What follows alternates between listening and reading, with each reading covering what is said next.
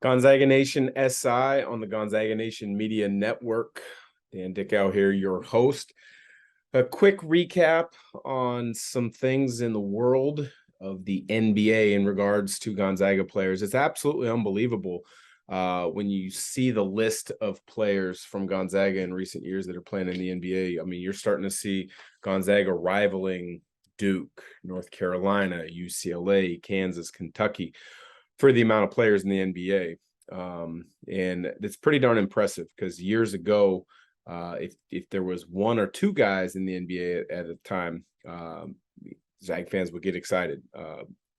Zag players, former players would be tracking that one player, really pulling for them. But the fact that the Gonzaga has really started to make an imprint into the NBA is awesome to see. Obviously, Chet, the number 2 pick in the draft this past season. Um, he had a post on social media the other day. I believe it was yesterday on Wednesday, September 14th. One day closer to hooping is essentially what it said. And I thought that was perfectly put for a player in his position with all the expectations that have been placed on him and then the disappointment. And I would imagine the frustration on his end where, he gets injured this summer playing in the Seattle Pro-Am. He starts probably hearing a lot of the whispers and people talking about, well, we knew he was too small, he was frail. I've said from the start, I didn't buy that observation. I don't think that fits because you have to look at so many different factors. But the fact that he is hurt, he did have to have surgery. Now there's a long road back with rehab, with watching and understanding and now learning the NBA game. That you can be down and disappointed and frustrated at times. That's human nature. That's possible. But for the fact that he put it so perfectly that he's one day closer to hooping means that his mind, I believe, is in the right mind frame. I think that's a great outlook. Excited to kind of see the progress of him and watch him start his NBA career a year later than a lot of people expect. And then to be fully honest, it's probably 2 years later than it should have. Yes, I love the fact that he came to Gonzaga, but I do think that players should be able to skip college altogether and go straight to the NBA. Obviously the NBA changed that route, that path years ago when some young guys struggled with it, both on and off the court. But I think what you've seen in the last 15, 20 years is players become more mature early. The truly great ones, like Apollo Banchero, a Chet Holmgren.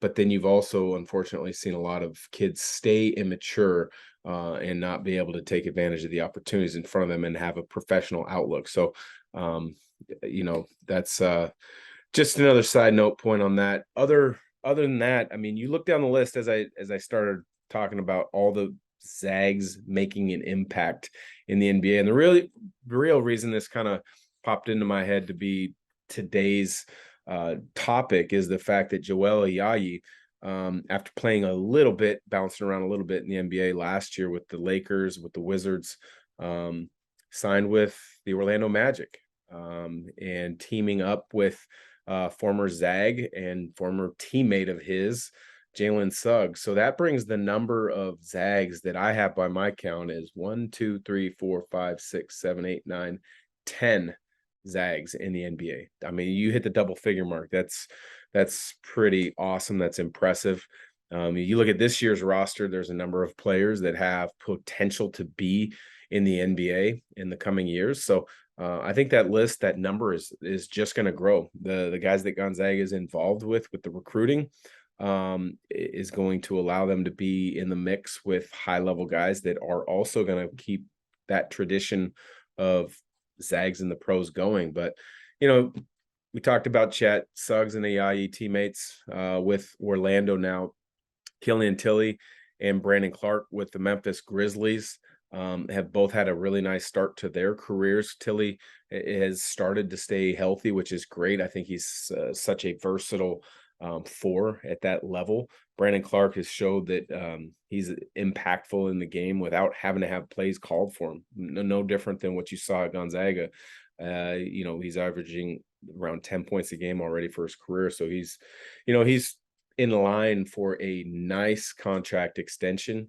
He's in line to, have a 10-year or so career, which is pretty impressive and pretty amazing to think about it. The only Zag up till now to have a double-figure NBA length career was John Stockton. Kelly Olynyk has now hit that mark. It's hard to believe that Kelly's been in the NBA that long, but it shows you how skilled he is to go with his size and his IQ and just the fact that he is such a good player. Then you got the two teammates in Washington with the Wizards, and that's Rui and Corey Kispert. So cool to see two teams in the NBA having teammates or being teammates. You got Tilly and Clark, I just mentioned, with the Grizzlies, and then with the Wizards, Rui, I think is primed for a borderline all-star season. I think he's that talented. He's had some growing pains early in his career, but I think he's really progressed to the point where I think, you should have him in that conversation because he's so versatile. The one thing with Washington, though, is, you got Bradley Beal as your wing at the 2. Hachimura is typically your 3, occasionally at the 4. Bradley Beal is going to be your focal point scorer, which is obviously he's one of the best scorers there is in the game right now. But I think the growth factor of Hachimura has really been fun to watch the last couple of years. And then Kispert, he had a really nice rookie year in the NBA. He's showed the ability that he can really stretch the defense, as we all knew, shoot it. And he's added, off the dribble package and playmaking abilities when it's presented them to him. He's never out there searching for it, but he can make those plays and make the right reads when presented. Domas Sabonis, he's an all-star. The only all-star outside of John Stockton coming from Gonzaga. He's now with the Kings after being with the Pacers for a few years. Zach Collins, awesome to see he's back in the NBA. Battled injuries when he was with the Blazers, but it looks like he's found a nice opportunity with the Spurs. And then we talked about Kelly Olynyk. It's so funny because Gonzaga was known as guard you for so long. And when you look at it, Suggs is a point guard, Ayayi kind of is a combo blend, Kispert is a 2. Outside of that, you're looking at a lot of bigs, a couple wings in there with Rui, but Gonzaga has become a factory for developing great bigs and bigs that can have longevity in the NBA because of the skill set they have, but also because of the understanding and their IQ and how they play the game. So great stuff right now for Gonzaga players in the NBA. I don't expect that trend to fall off anytime soon when you look at this year's roster.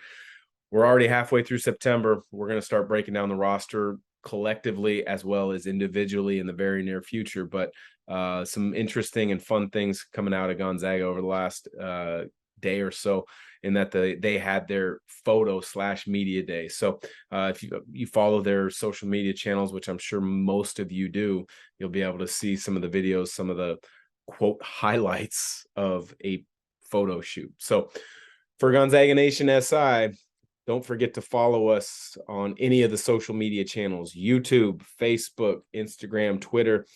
And I think we have a TikTok now, though. Don't ask me about TikTok because I'm not on it. Don't know how to handle it, but we've got a crew that does. So take care. Have a great one. And we'll catch up real soon.